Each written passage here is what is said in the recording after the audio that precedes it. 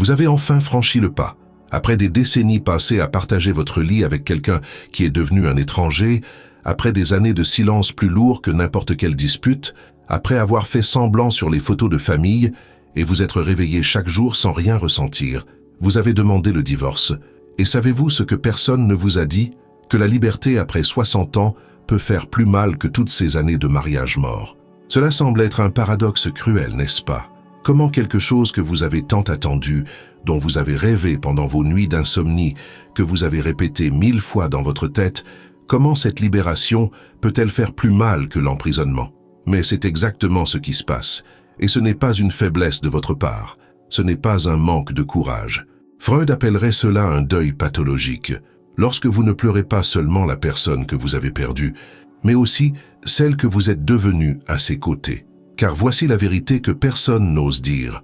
Lorsque vous divorcez après des décennies, vous ne mettez pas seulement fin à un mariage, vous amputiez une partie de vous-même. Et contrairement à quand nous étions plus jeunes, quand il y avait encore le temps de reconstruire, de repartir à zéro, de tourner la page et de commencer un autre livre, maintenant, vous regardez le calendrier et vous vous rendez compte qu'il ne reste plus beaucoup de pages, et cela change tout. Aujourd'hui, nous allons comprendre pourquoi se libérer tardivement fait mal, d'une manière que seuls ceux qui l'ont vécu peuvent reconnaître. Pourquoi le silence d'une maison vide est plus assourdissant que toutes les disputes que vous avez eues. Pourquoi vous pouvez vous réveiller libre et vous sentir plus prisonnier que jamais. Et peut-être, juste peut-être, pourquoi c'est la douleur la plus nécessaire que vous ayez jamais ressentie dans votre vie. Vous avez donc signé les papiers, l'alliance a quitté votre doigt, et quel geste étrange cela a été, n'est-ce pas? 40 ans à porter cette bague, et soudain la marque blanche sur la peau est tout ce qui reste. Vous rentrez chez vous, mais ce n'est plus notre maison, c'est la maison. Et pour la première fois depuis des décennies, le silence n'est pas accompagné de la présence agaçante de quelqu'un, il vient seul, pur, absolu. Et vous découvrez qu'il y a une différence brutale entre être seul par choix et être seul parce que c'est désormais votre réalité permanente. La première nuit est la pire. Vous vous asseyez sur le canapé, ce même canapé où vous faisiez semblant de regarder la télévision ensemble, chacun sur son téléphone portable, chacun dans son monde, et vous attendez de ressentir un soulagement. Vous attendez cette sensation de légèreté que vous avez imaginée tant de fois. Mais ce qui vient, c'est un étrange vertige, comme si le sol avait disparu sous vos pieds. Parce que pendant toutes ces années, aussi mauvaises fussent-elles, il y avait une structure, il y avait quelqu'un là, il y avait une routine partagée, aussi mécanique soit-elle.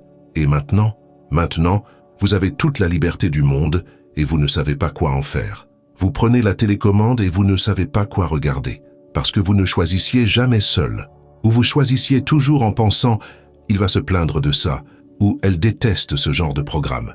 Vous ouvrez le réfrigérateur et regardez la nourriture sans avoir faim, parce que cuisiner a toujours été pour deux. Manger a toujours été, même en silence, un acte partagé. Et maintenant, vous regardez cette nourriture et vous vous demandez pourquoi faire? Pour qui allez-vous cuisiner? Pour qui allez-vous mettre la table? Et puis au milieu de ces petits gestes vides de sens, vient la question qui fige tout. La question que vous redoutiez, mais qui s'impose maintenant avec une brutalité évidente. Qui suis-je sans ce mariage? Ce n'est pas une question rhétorique. C'est une crise existentielle réelle, viscérale, qui vous envahit comme un trou noir intérieur, parce que vous réalisez soudainement que vous ne savez plus rien de vous-même. Vous ne savez pas ce que vous aimez faire un samedi après-midi. Vous ne savez pas quels sont vos films préférés. Vous savez seulement quels films vous regardiez ensemble ou ceux que vous regardiez pour éviter les disputes. Vous ne savez pas si vous aimez vous lever tôt ou tard, parce que pendant des décennies, vous vous leviez à l'heure qu'il ou elle avait fixée ou à l'heure imposée par vos obligations à tous les deux.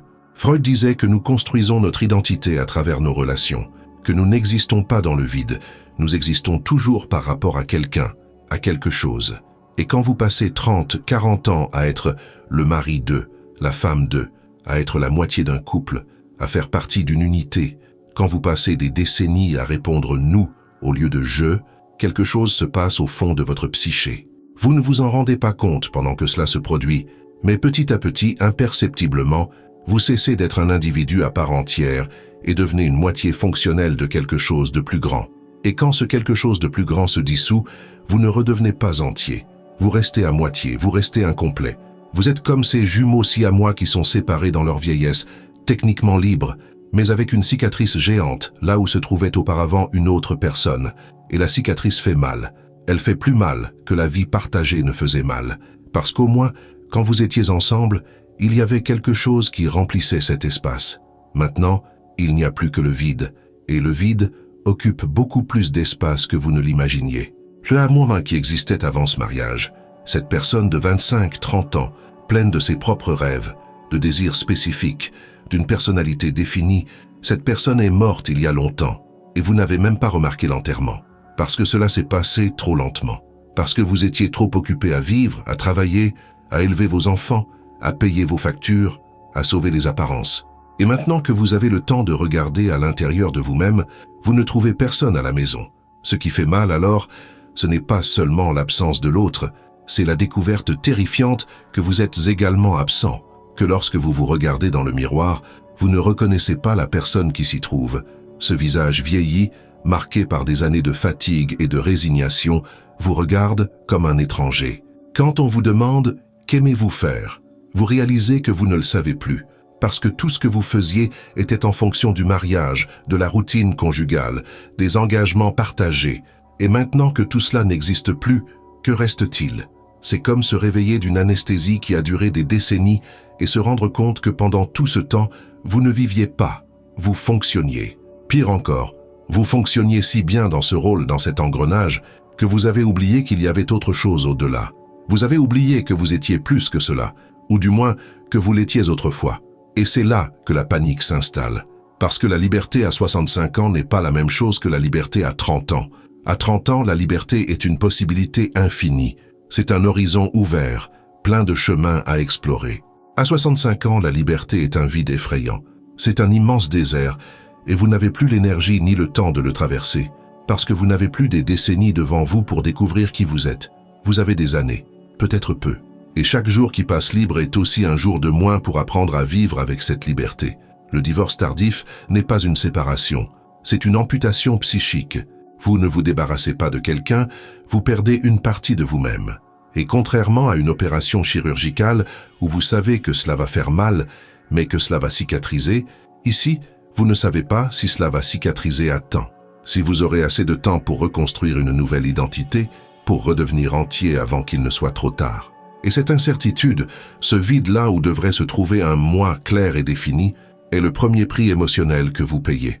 C'est la première gorgée d'une liberté qui a le goût de l'abandon, pas de son abandon ou de celui de votre partenaire, mais de votre propre abandon de vous-même. Vous vous êtes abandonné petit à petit pendant toutes ces années, et maintenant vous payez la facture d'un seul coup. Mais comment en sommes-nous arrivés là? Comment vous, qui étiez autrefois une personne entière, êtes-vous devenu la moitié de quelque chose qui ne fonctionnait même plus? La vérité, c'est que personne ne se marie en prévoyant de disparaître.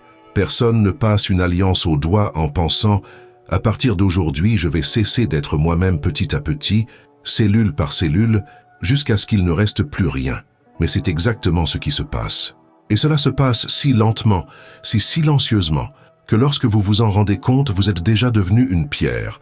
Freud avait un concept puissant appelé « identification », pas au sens populaire du terme, mais au sens psychologique profond.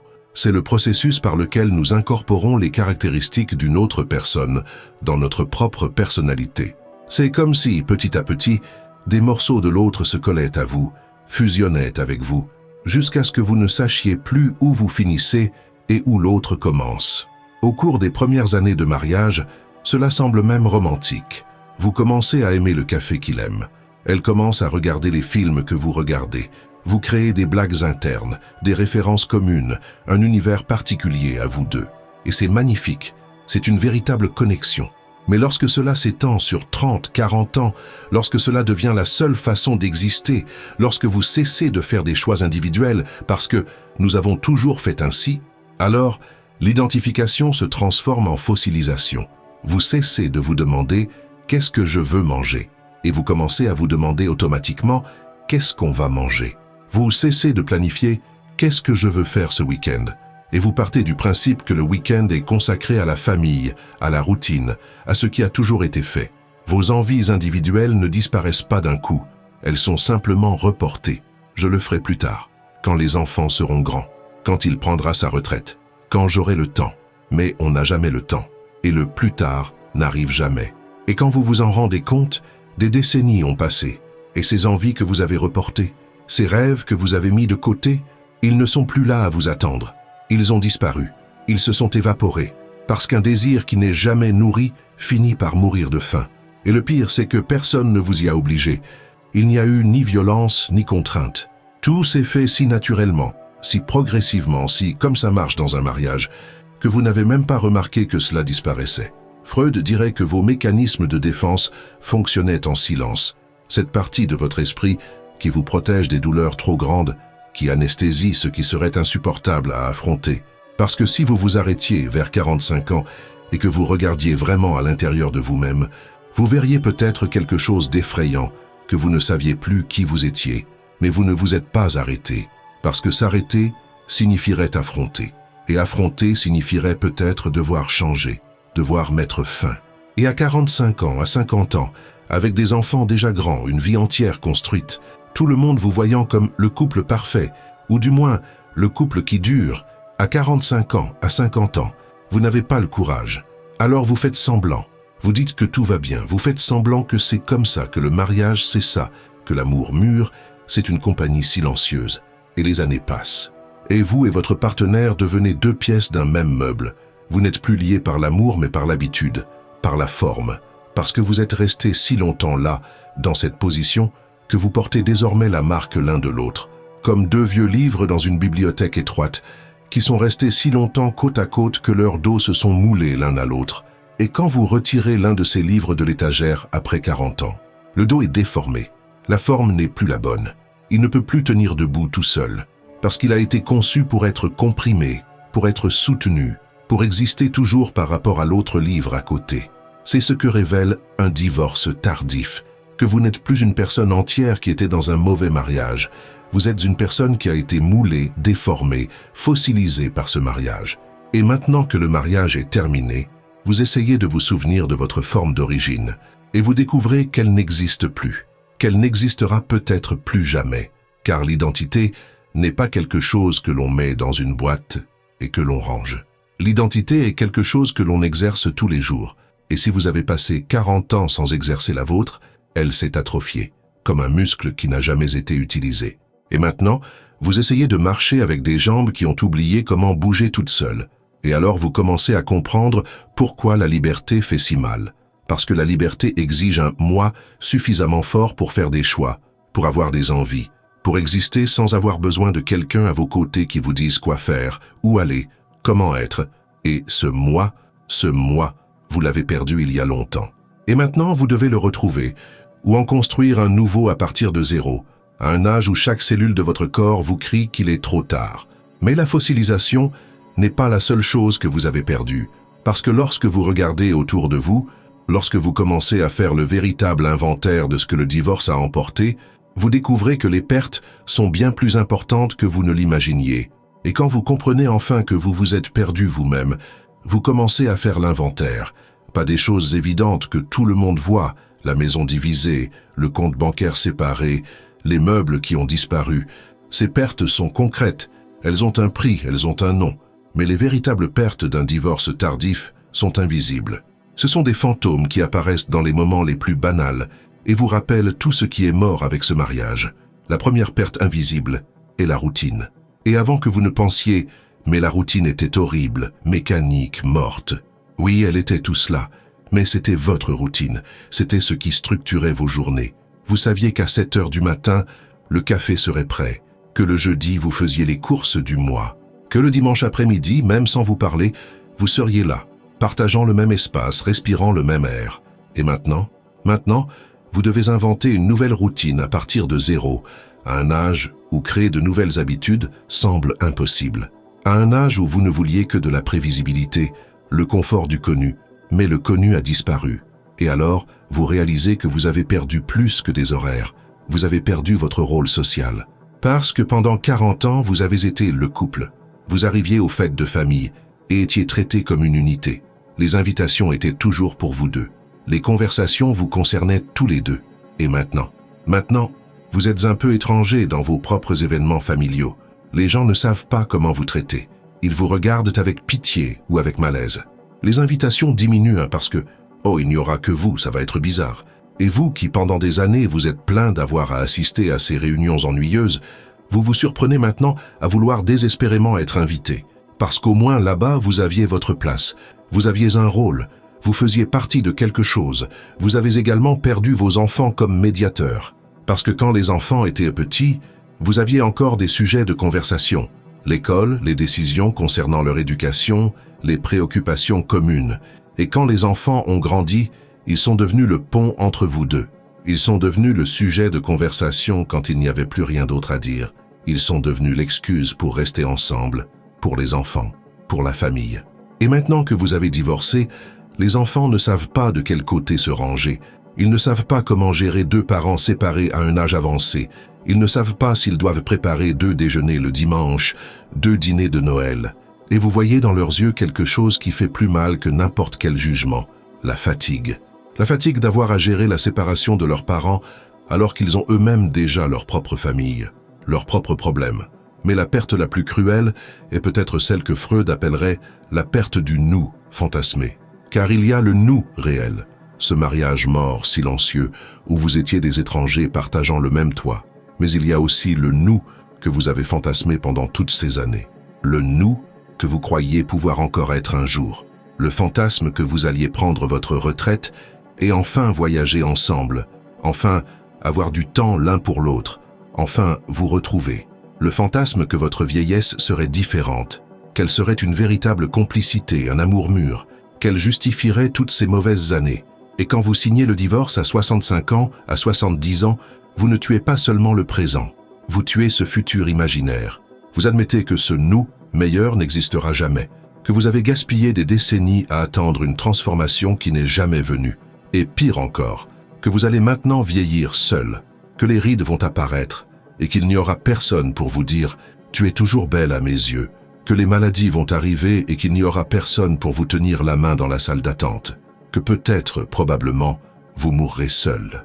Et c'est là la solitude spécifique au divorce tardif. Ce n'est pas la solitude de celui qui découvre la vie, c'est la solitude de celui qui découvre la mort. C'est regarder au bout de la route et voir que vous allez la parcourir sans compagnie. Et même si la compagnie était mauvaise, même si elle était toxique, même si vous ne vous parliez plus, au moins il y avait quelqu'un. Au moins, vous n'alliez pas affronter le déclin seul. Freud disait que nous sommes animés par 2 pulsions fondamentales, Eros, la pulsion de vie, et Thanatos, la pulsion de mort. Et dans le divorce tardif, vous sentez les deux se battre en vous. Eros vous pousse à aller de l'avant, vivez, recommencez. Vous méritez d'être heureux. Mais Thanatos vous murmure à l'oreille, « Pourquoi ? Il est trop tard, vous avez déjà perdu. Il ne vous reste plus qu'à attendre la fin. » Et vous restez là, paralysé entre ces 2 forces, sans savoir laquelle écouter. Car l'inventaire des pertes vous montre une vérité dévastatrice. Vous n'avez pas seulement perdu une personne. Tu as perdu toute une vie. Tu as perdu le projet de vieillir ensemble. Tu as perdu l'illusion que la souffrance avait un sens. Tu as perdu la certitude que tu ne mourrais pas seul, au moins. Et maintenant, tu dois inventer une nouvelle vie, de nouveaux projets, de nouvelles significations, à un moment où tu voulais seulement te reposer de l'effort de vivre. Mais toutes ces pertes ne vivent pas seules. Elles sont accompagnées d'une ombre géante, d'une force interne qui transforme chaque perte en une accusation personnelle. Et puis, au milieu de toutes ces pertes, la voix surgit. Cette voix intérieure qui vous réveille à 3 heures du matin et ne vous laisse pas vous rendormir. La voix qui transforme chaque moment de silence en tribunal. La voix que Freud appelait le surmoi. Cette instance psychique qui nous juge, nous punit, nous accuse. Et dans un divorce tardif, cette voix devient implacable. Tu as gâché ta vie. C'est la première accusation. Simple, directe, dévastatrice. Parce que tu regardes en arrière et tu fais le bilan. 40 ans. 40 ans que vous auriez pu vivre autrement. 40 ans que vous avez passé dans un mariage mort, reportant votre bonheur, attendant un miracle qui n'est jamais venu. Et maintenant que vous avez enfin eu le courage de partir, ce courage est arrivé trop tard. Les meilleures années sont déjà passées. L'énergie est déjà partie. Les possibilités se sont déjà refermées. Et le pire, c'est que vous ne pouvez même pas blâmer quelqu'un d'autre. Ce n'est pas seulement lui ou elle qui vous a retenu là. C'est vous aussi. C'est vous qui avez choisi de rester. C'est vous qui avez eu 1000 occasions de partir avant et qui ne l'avez pas fait. C'est vous qui, vers 45 ans, avait senti que quelque chose était en train de mourir, mais qui avait fait semblant que tout allait bien. C'est vous qui avez donné la priorité à la stabilité, à la peur de la solitude, à ce que les autres allaient penser. Et maintenant, vous devez vivre avec la conscience que vous avez été complice de votre propre emprisonnement. Mais la culpabilité d'un divorce tardif a une caractéristique spécifique qui la rend encore plus cruelle. Elle s'accompagne du temps perdu qui ne reviendra jamais. Parce que lorsque vous divorcez à 30 ou 40 ans, vous pouvez encore dire « j'ai fait une erreur, mais maintenant je vais recommencer. J'ai encore le temps. » Mais à 65 ans, à 70 ans. Le nouveau départ est une course contre la montre. Chaque année qui passe est trop précieuse pour être gaspillée, et vous en avez déjà gaspillé 40. Et puis vient la deuxième accusation, encore plus douloureuse. À votre âge, vous auriez dû tenir bon. Vous entendez cela de la part des autres, mais surtout de vous-même, car il existe un jugement social cruel sur le divorce chez les personnes âgées. Les gens vous regardent et pensent, quand ils ne le disent donc pas ouvertement. Mais pourquoi maintenant? N'aurait-il pas mieux valu rester tranquille? Il ne restait plus longtemps à vivre à l'un de vous deux. Ne pouvait-on pas attendre? Comme si votre vie ne valait plus rien. Comme si les années qui vous restaient étaient trop insignifiantes pour mériter le bonheur. Et vous intériorisez cette voix. Vous commencez à vous demander si vous n'avez pas été égoïste, si vous n'avez pas été faible, si vous n'auriez pas dû être plus fort et tenir bon jusqu'à la fin, parce qu'au moins, vous n'auriez pas détruit l'image de la famille. Vous n'auriez pas déçu vos enfants. Tu ne serais pas devenu celui qui a abandonné, celui qui n'a pas su honorer ses vœux, celui qui, dans la dernière ligne droite, a décidé de tout laisser tomber. Freud nous a enseigné quelque chose de fondamental sur la culpabilité. C'est la colère tournée vers l'intérieur. Lorsque tu ne parviens pas à exprimer ta colère contre l'autre, lorsque tu ne peux pas crier, tu ne peux pas accuser, tu ne peux pas rendre responsable, toute cette énergie se retourne contre toi-même.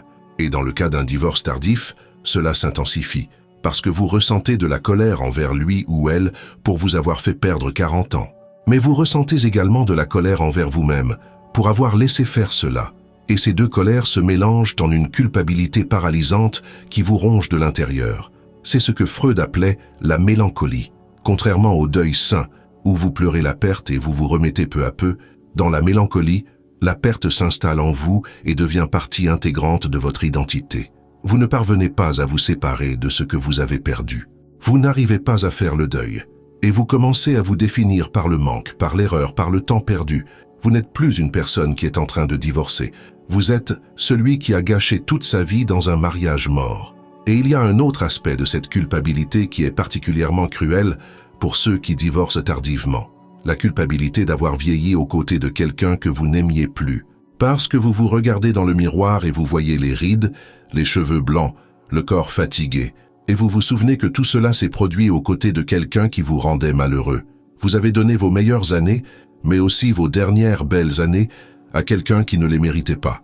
Et maintenant que vous êtes enfin libre, que vous reste-t-il? Un corps vieux, fatigué, marqué par des années de malheur. Si vous êtes encore là à écouter cela, si chaque mot résonne en vous comme si je lisais dans votre âme, vous n'êtes pas seul dans cette douleur. Et il est peut-être temps d'arrêter de porter tout cela en silence. À la fin de cette vidéo, je vous ai laissé un message spécial. Mais avant d'y arriver, je dois vous montrer que cette culpabilité ne vit pas seule. Elle a des complices autour d'elle. La culpabilité que vous ressentez à l'intérieur suffirait déjà à vous détruire. Mais le divorce tardif a un facteur aggravant. Il se déroule sous les yeux de tout un public. Et ce public a beaucoup à dire, car lorsque vous divorcez après 60 ans, vous ne mettez pas seulement fin à un mariage. Vous brisez une image que les gens ont mis des décennies à construire à votre sujet. Vous détruisez le fantasme de la famille unie auquel tout votre entourage avait besoin de croire, et cela ne se pardonne pas facilement. Les premiers juges sont vos enfants adultes, et leur jugement est le plus douloureux car ils se cachent derrière une apparence de sollicitude. Ils ne vous disent pas directement que vous avez fait une erreur. Ils disent des choses comme « mais vous n'auriez pas pu essayer un peu plus ?» ou « était-ce si difficile d'attendre encore quelques années ?» ou le pire de tout, « nous avons toujours pensé que vous étiez heureux ». Et cette dernière phrase vous détruit. Parce qu'elle révèle deux choses tout aussi douloureuses. Soit vous avez trop bien fait semblant pendant toutes ces années, trompant même vos propres enfants sur votre malheur. Ou bien ils s'en sont rendus compte, mais ont préféré faire semblant que tout allait bien parce que c'était plus confortable pour eux. Dans tous les cas, vous vous sentez coupable. Coupable d'avoir menti ou coupable d'avoir détruit leur illusion. Vos enfants adultes ont maintenant leur propre famille. Ils ont leur propre mariage, leurs propres problèmes. Et soudain, vous leur avez imposé un poids supplémentaire. Devoir gérer des parents divorcés à un âge avancé. Devoir gérer 2 maisons, 2 routines, 2 réalités. Devoir expliquer à leurs petits-enfants pourquoi leur grand-père et leur grand-mère ne vivent plus ensemble. Devoir jongler entre les vacances, les fêtes de famille, les événements importants. Et vous voyez dans leurs yeux quelque chose qui les ronge, du ressentiment. Du ressentiment parce que vous avez fait cela maintenant, alors qu'ils pensaient que la partie difficile de l'éducation de leurs parents était déjà passée. Car oui, il arrive un moment où les enfants adultes commencent en quelque sorte à élever leurs parents, à gérer leur vieillesse, à prendre soin de leur santé, à planifier leur avenir. Et vous venez de compliquer tout cela. Il y a une exigence voilée mais claire. Papa, maman, vous n'auriez pas pu tenir encore un peu? Il ne restait que quelques années avant que l'un de vous ne décède et que tout se résolve naturellement, comme si votre vie était un inconvénient administratif qui devait être géré de la manière la plus simple possible. Et puis il y a les petits-enfants. Les petits-enfants qui vont maintenant grandir en voyant la famille fragmentée, qui vont demander « Pourquoi grand-père ne vient plus à la fête ?» Et vos enfants devront leur expliquer, qui auront des souvenirs confus de l'époque où leurs grands-parents étaient encore un couple, et puis ne l'étaient plus. Et vous portez cela aussi, le sentiment que vous n'avez pas seulement détruit votre mariage, vous avez détruit l'image de stabilité que vos petits-enfants avaient. Vous êtes devenu, aux yeux d'un enfant, le grand-père qui a brisé la famille. Mais il n'y a pas que les enfants, il y a tout le cercle social.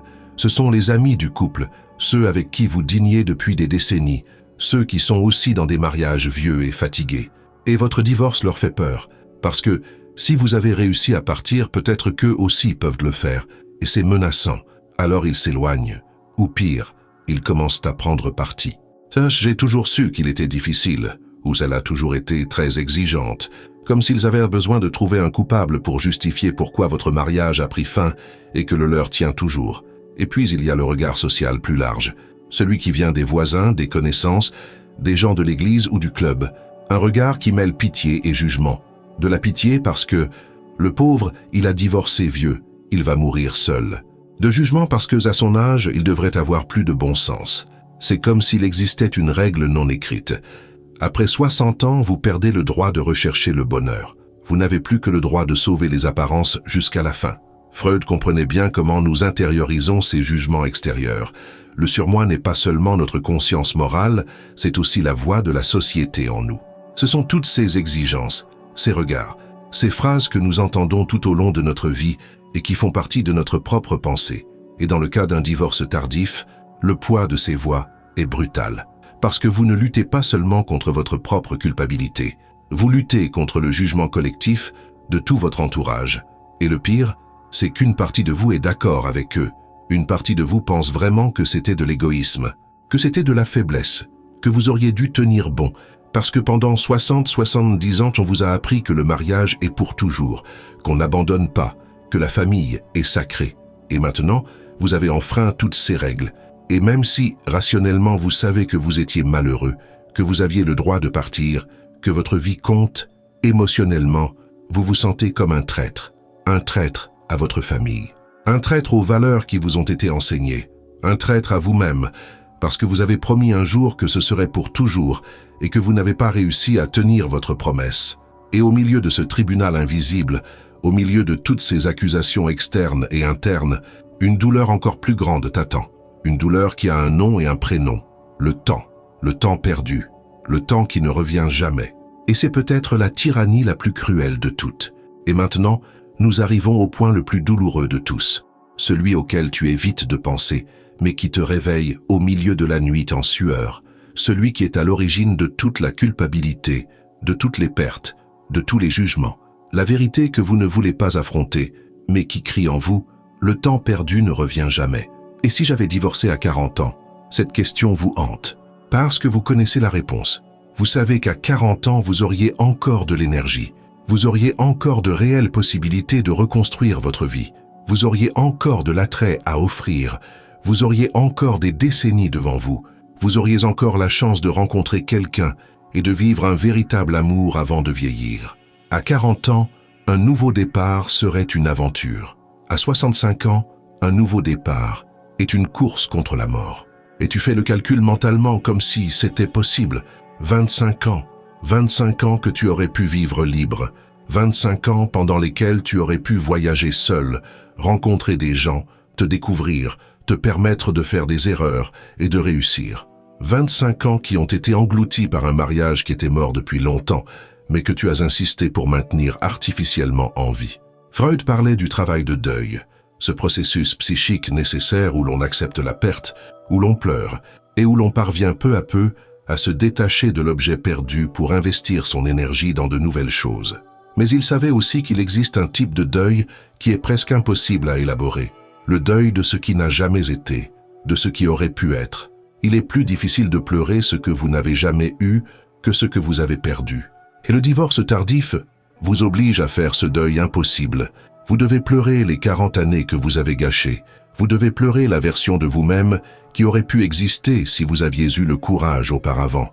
Vous devez pleurer tous les amours que vous n'avez pas vécus, toutes les expériences que vous n'avez pas eues, tout le bonheur que vous avez reporté jusqu'à ce qu'il soit trop tard. Et il y a un aspect pervers dans tout cela, la lucidité. Parce que quand vous étiez plus jeune, vous pouviez encore vous bercer d'illusions. Vous pouviez croire que les choses allaient s'améliorer, que votre mariage allait changer, que vous alliez vous retrouver.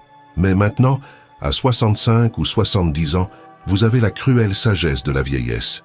Vous savez que les choses ne s'amélioreront pas. Vous savez que le temps ne reviendra pas.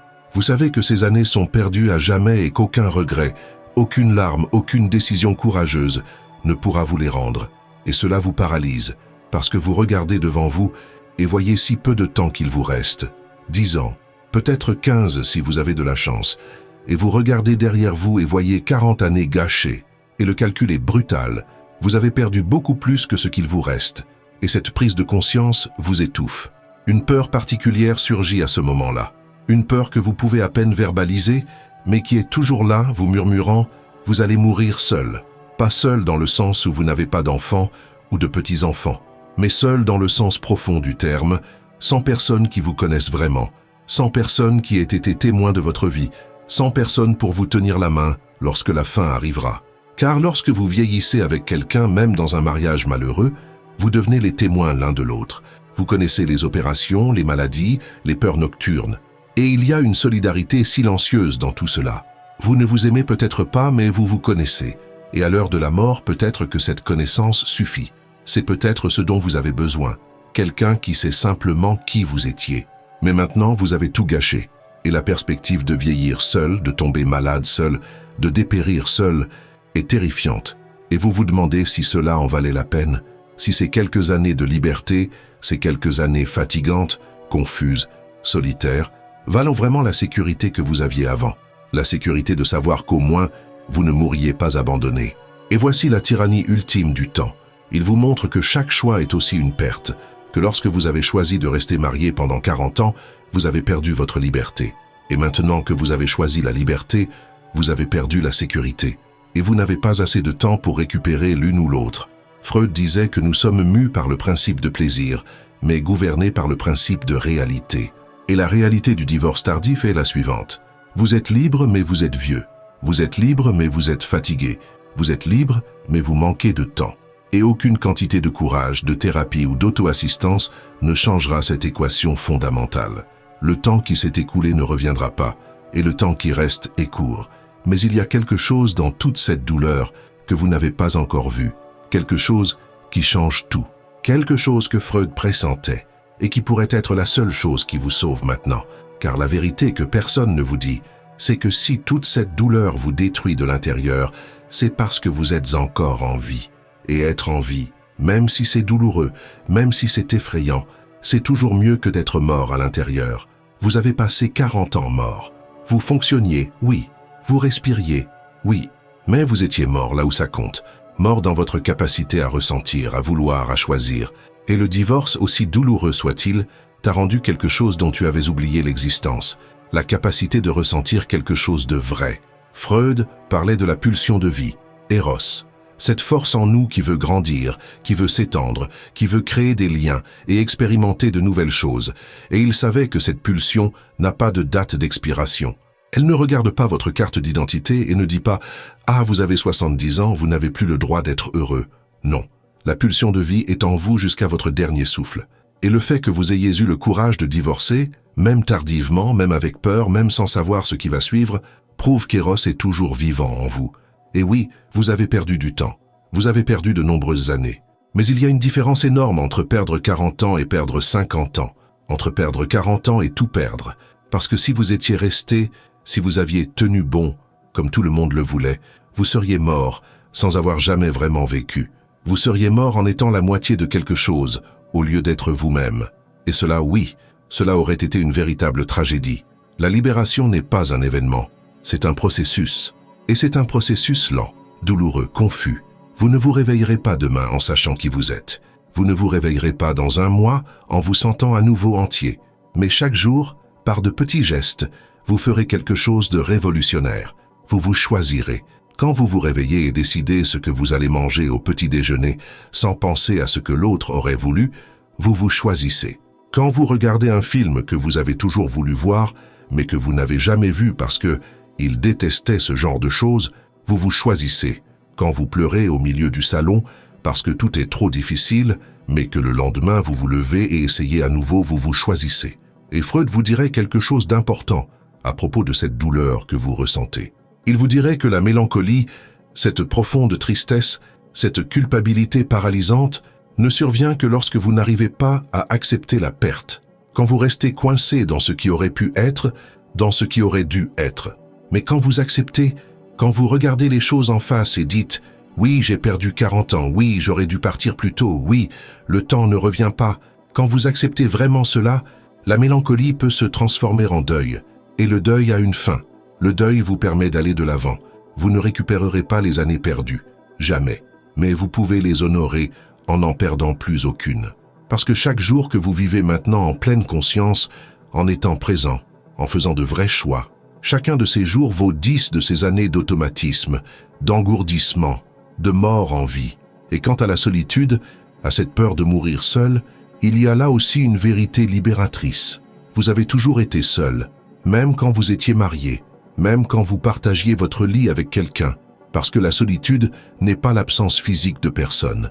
La solitude est l'absence de connexion réelle, et vous pouvez être marié depuis 40 ans et être profondément seul. Vous pouvez dormir à côté de quelqu'un tous les soirs et vous réveiller tous les jours sans être vu. La différence, c'est que vous avez maintenant la possibilité de transformer la solitude en quelque chose de différent, en une rencontre avec vous-même, en reconnaissance, en reconstruction. Vous avez la chance de vous regarder dans le miroir et petit à petit, de commencer à reconnaître qui vous êtes, pas comme la moitié d'un couple, pas comme une fonction sociale, mais comme une personne, comme vous. Et oui, il est tard. Mais tard, c'est infiniment mieux que jamais. Tard, c'est mieux que de mourir sans jamais avoir essayé.